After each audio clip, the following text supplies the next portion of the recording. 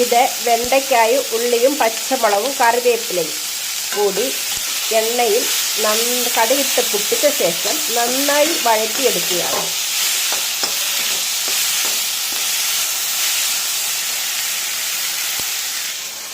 ഇത് മുളകും മല്ലിയും മഞ്ഞൾപ്പൊടിയും കൂടെ തേങ്ങയും കൂടെ വറുത്തെടുത്തതാണ്. ഇത് ഒന്ന് അരച്ചെടുക്കണം.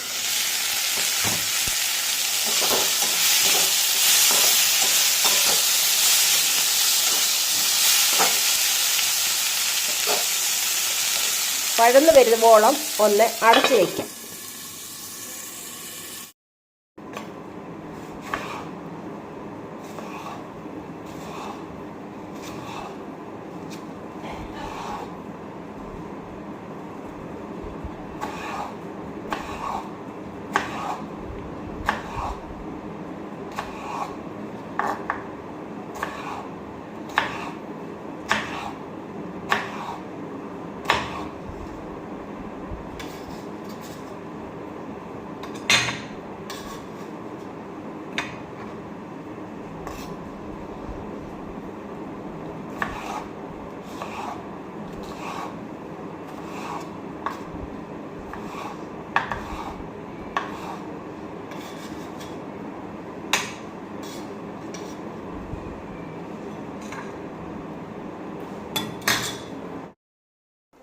തക്കാളിപ്പഴമാണ് ഞാൻ വഴറ്റിയെടുക്കാൻ പോവുകയാണ്.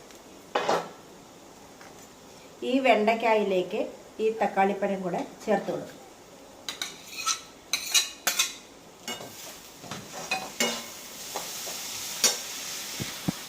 വെണ്ടയ്ക്കായും തക്കാളിയെല്ലാം നന്നായി വഴന്നു വന്നിട്ടുണ്ട്. അതിലേക്ക് ഞാൻ അരച്ചു വെച്ചിരിക്കുന്ന അരപ്പ് ചേർക്കുകയാണ്.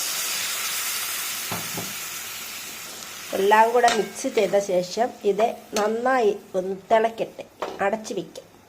ഇതിലേക്ക് സ്വല്പം ഗരം മസാലയുടെ ഞാൻ ചേർക്കുന്നുണ്ട്. ഒരു നുള്ള് ഗരം മസാല പൊടിയൂടെ ചേർക്കുകയാണ്.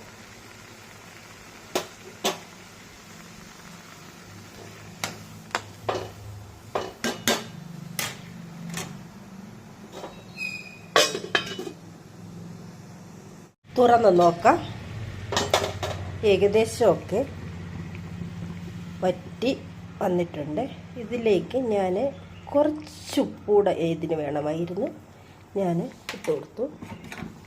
അതിനുശേഷം എല്ലാം കൂടെ നന്നായി യോജിപ്പിച്ച ശേഷം വീണ്ടും ഒന്നുകൂടെ ചാറ് കൊടുത്തു വരണം. അതിനു വേണ്ടി അടച്ചു വയ്ക്കാം.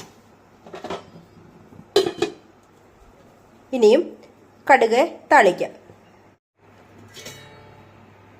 വെണ്ടയ്ക്ക കറി തയ്യാറായി. ഇത് ചോറിന് കഴിക്കാൻ പറ്റിയൊരു കറിയാണ്. ഈ വെണ്ടയ്ക്ക കറിയുടെ റെസിപ്പി നിങ്ങൾക്ക് ഇഷ്ടപ്പെട്ടുവെങ്കിൽ ലൈക്ക് ചെയ്യുക, കമൻറ്റ് ചെയ്യുക, സബ്സ്ക്രൈബ് ചെയ്യുക. വീണ്ടും അടുത്തൊരു വീഡിയോയിൽ കാണാം. അതുവരേക്കും ബൈ ബൈ. Thank you.